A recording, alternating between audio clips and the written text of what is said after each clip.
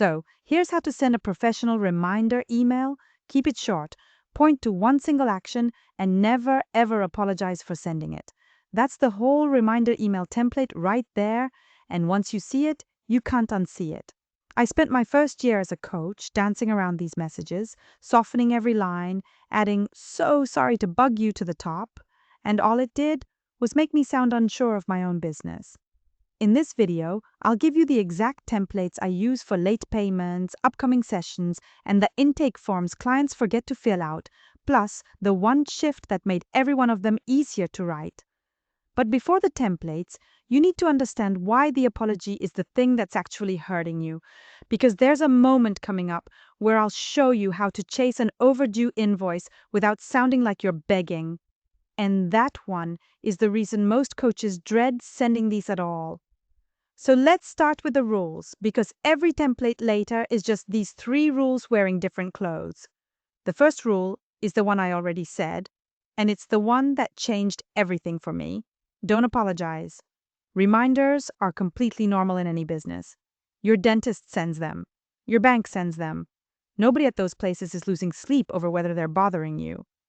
When you open with "I'm so sorry to bother you," you're telling the client that reminding them is somehow rude. And it isn't. It's your job. So cut the apology entirely and just say the thing. The second rule is to stay polite, but point the finger at the invoice, not the person. This is a small change that feels huge once you try it. Instead of writing "you still haven't paid," you write "this invoice hasn't been paid yet." It's the same fact, but a completely different temperature. One sounds like an accusation, and the other sounds like a neutral status update. You want to be firm, but you never want the client to feel blamed, because a blamed client gets defensive, and a defensive client pays slower. And the third rule is to keep it focused. A reminder email is not a newsletter. It's not the place to ask how their weekend was or mention the article you read. Every extra sentence is a chance for the client to get distracted and close the email before they do the one thing you actually need. So you include the reminder, the details, and the link, and nothing else. Which brings me to the part that ties all 3 together, and it's the piece most coaches skip. Make the action stupidly easy. If you're reminding someone to pay, the invoice link goes right in the email. If you're reminding them about a session, the Zoom link is right there. If it's an intake form, one click, and they're on it. Every second of friction between reading your email and taking the action is a second they might just close the tab. I use Paperbell for this, so the payment link and the booking page are already built in, and I'm just dropping them straight into the message. So now you've got the 3 rules locked in, but rules on their own don't get invoices paid. Timing does. So let me walk you through payment reminders, which are the ones that actually protect your income. There are 3 payment reminders worth having ready, and I'll give you all 3. The first one is the early reminder, and this goes out the day before payment is due.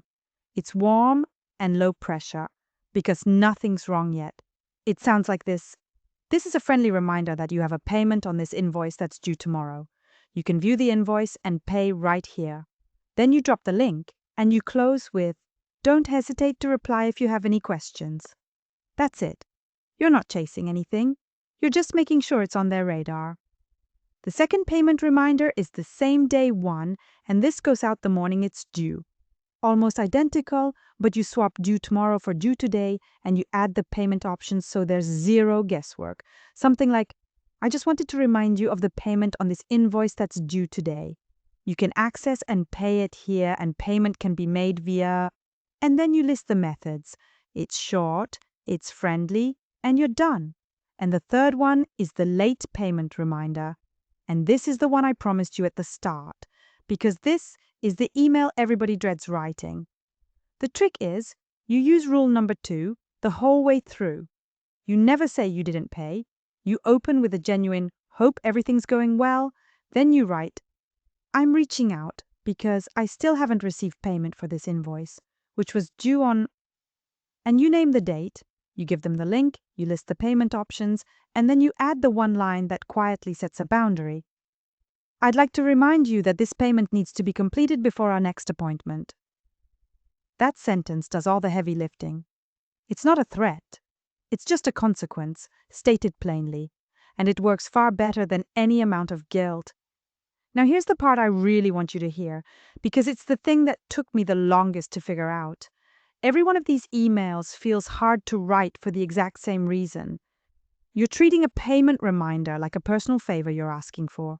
It isn't. You already did the work, or you're about to. The money is owed. When you stop framing the reminder as please if it's not too much trouble, and start framing it as here's the status and here's the link, the whole thing stops being emotional and becomes routine. Let me say that again because it's the whole game. A reminder is a status update, not a request for permission.